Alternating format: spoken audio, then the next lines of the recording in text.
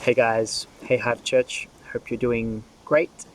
I'm going to be sharing just a little bit about how my space is going with the COVID virus and restrictions in my family life and in my work life. And just to mix things up, I thought I'd walk a little bit. So, hope you're comfortable and have a coffee and don't get seasick while we walk around the place. Um, I'm married to wonderful Jess, and we've got two kids, two girls, River and Sophia, who are 5 and 3 years old.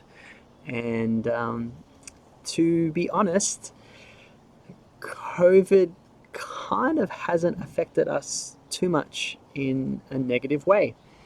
And it might sound bad to say that, uh, but what I mean by that is for us personally, um, our world's just still going on. I've still got work, although my work has shifted a lot. And Jess is still working um, from her office at Royal North Shore Hospital, which is actually she's actually next door to the COVID clinic at the chronic pain department, the pain clinic there. So every time she goes in and out of the office, she gets zapped with a gun. They measure her temperature to make sure she doesn't have any virus-like symptoms. And the girls are still going to daycare, and um, I consider ourselves very blessed that we're not really impacted that much by the virus at this stage.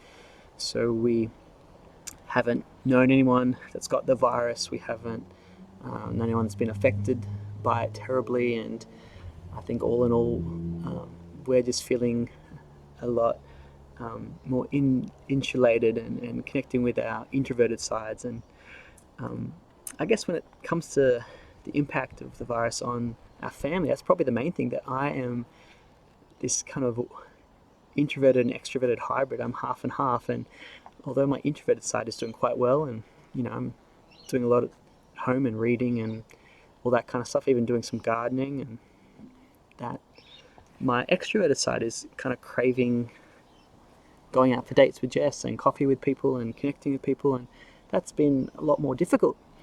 And Jess will attest that maybe I'm all up in her face and a little bit more uh, focused on her, which is something that she doesn't like. She likes a bit of her space, her own time as well.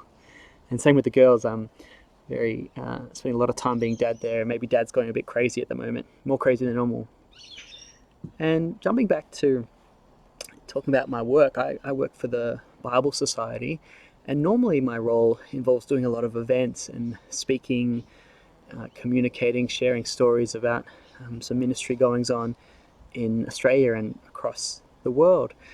But due to the restrictions, I haven't been able to do any of that. So I actually spend a lot of my time talking to people on the phone who are at risk, some of the older generation, and people who are maybe a bit more isolated and not having a whole lot of family nearby.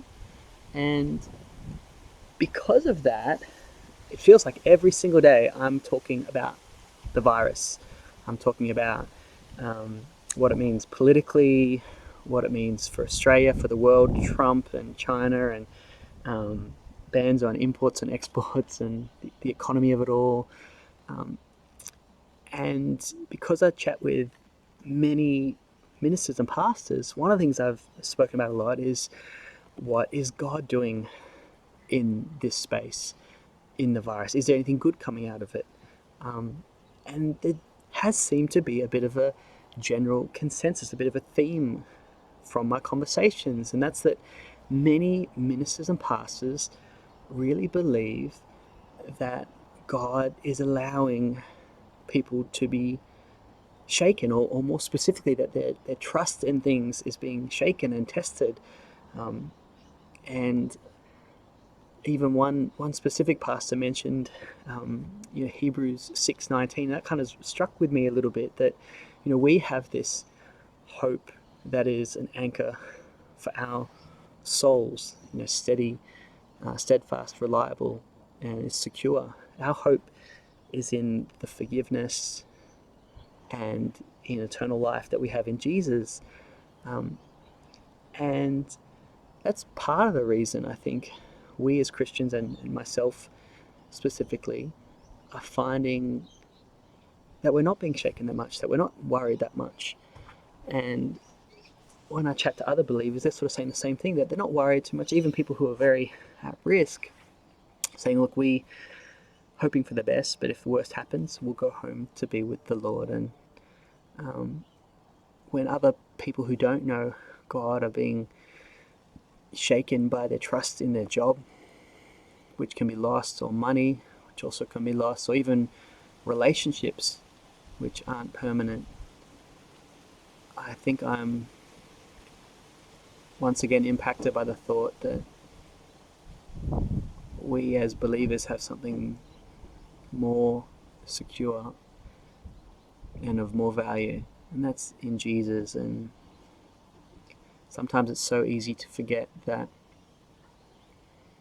it's our responsibility to share the good news of Jesus, that we have forgiveness, we have relationship, and we have life eternal through what he's done. But for me personally, that's something that I'm quite challenged in this time, sharing the good news more.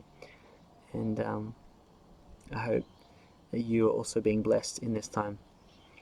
So thanks for listening. Hope that is encouraging. Bless your heaps, and maybe I'll see you for a coffee in the post-COVID restriction world. Thanks so much. God bless. Bye-bye.